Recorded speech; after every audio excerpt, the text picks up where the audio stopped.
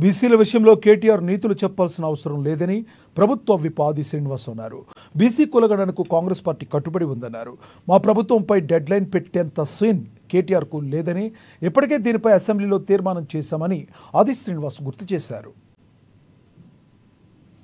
మా ప్రభుత్వం ఏదైతే ప్రజలకు ఉపయోగపడే కార్యక్రమాలు చేయాలని చెప్పి ఒక నిర్ణయం తీసుకుంటుందో దాన్ని పట్టుకొని ట్విట్టర్లో ఒక మాట, టీవీల ముందు మరో మాట, మేము అడిగినాకనే వీళ్ళు చేసిరని చెప్పడానికి కోసం ప్రయత్నం చేసేటువంటి కుటిల రాజకీయ నీతిగా నేను ఇది భావిస్తా ఉన్నా.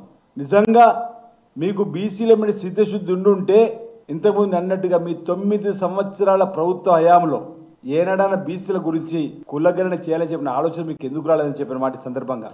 అంతేందుకు ఈరోజు రాజకీయంగా కూడా బీఆర్ఎస్ పార్టీ అధ్యక్షులుగా కేసీఆర్ గారు, వర్కింగ్ కమిటీ అధ్యక్షులుగా కేటీఆర్ గారు, మీరు అసెంబ్లీలో ప్రతిపక్ష నేతగా కేసీఆర్ గారు.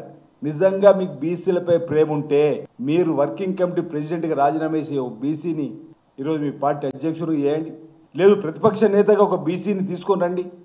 ఈరోజు కాంగ్రెస్ పార్టీ బీసీ బిడ్డగా బలిన వారికి సంబంధించి రాజకీయాలలో కష్టపడుతూ పైకి వచ్చి ఎలాంటి బ్యాక్గ్రౌండ్ లేని తండ్రి చాటుగా వచ్చినటువంటి వారికో మామ చాటుగా వచ్చినటువంటి వాళ్ళకు పదవులు ఇచ్చినట్టు సంస్కృతి కనిపిస్తలేదు ఈ పార్టీలో.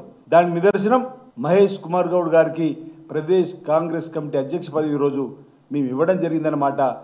ఈ సందర్భంగా మీకు గుర్తు చేస్తూ, నిజంగా మీకు శుద్ధి ఉంటే ఓ బీసీలకు అవకాశం ఇవ్వండి మీ పార్టీలో. అంటే మా ప్రభుత్వం ఏదైతే ప్రజలకు ఉపయోగపడే కార్యక్రమాలు చేయాలని చెప్పి ఒక